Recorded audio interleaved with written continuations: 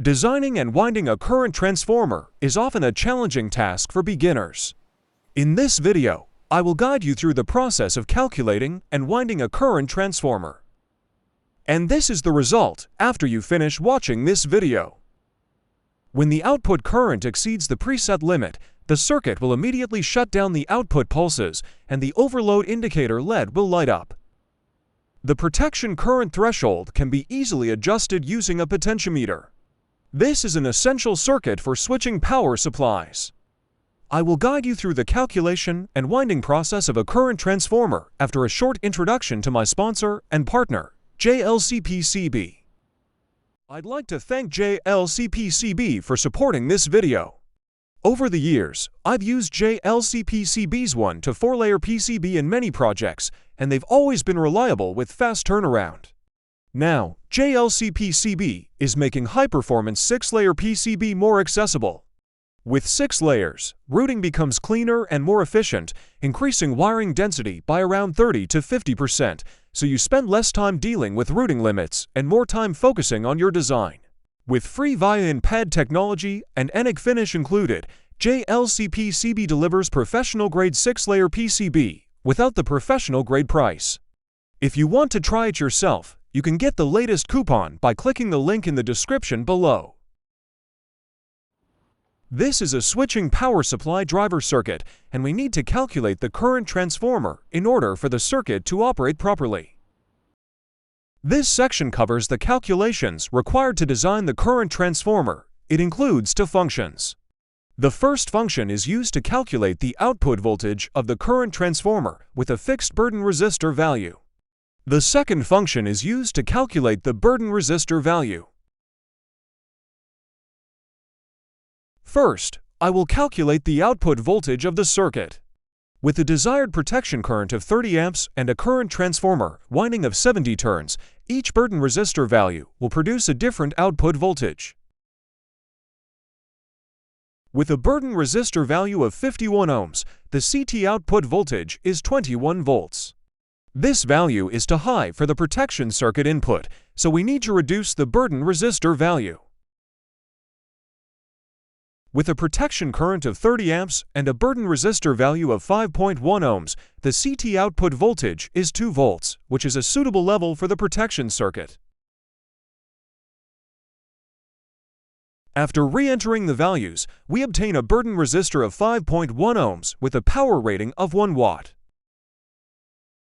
For my project, I will set the protection current to 0.3 amps and use these parameters to wind the current transformer. The final result is that the current transformer will be wound with 80 turns, and the burden resistor value is 470 ohms.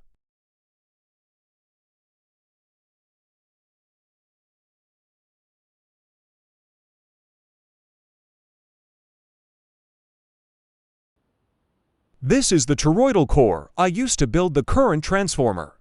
You can also choose a similar core for your design.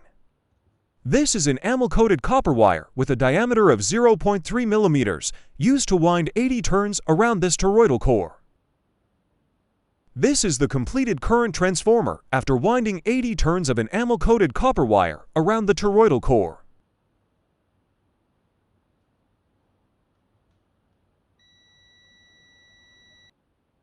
We will need several components, such as a control circuit, capacitors, and Mosfet devices to make the circuit operate.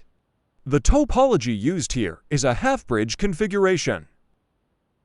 Note that the Mosfet used here must be rated for at least 400 volts, such as the IR-F840.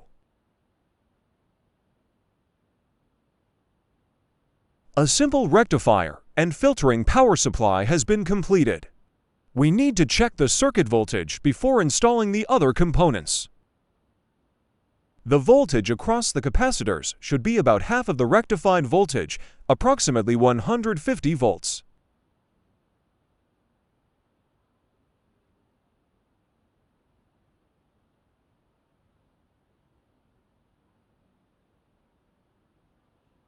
The Mosfet devices will be connected to the driver circuit as shown here.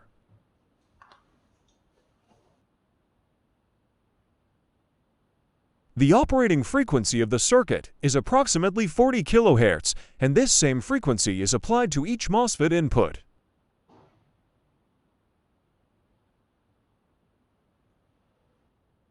Final power connection steps before operating the circuit.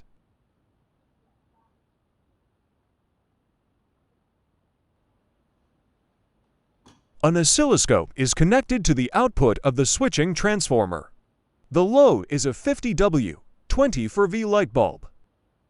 When the light bulb is connected to the output, the circuit immediately shuts down because the power exceeds the preset limit. We need to readjust the protection threshold by turning the potentiometer counterclockwise.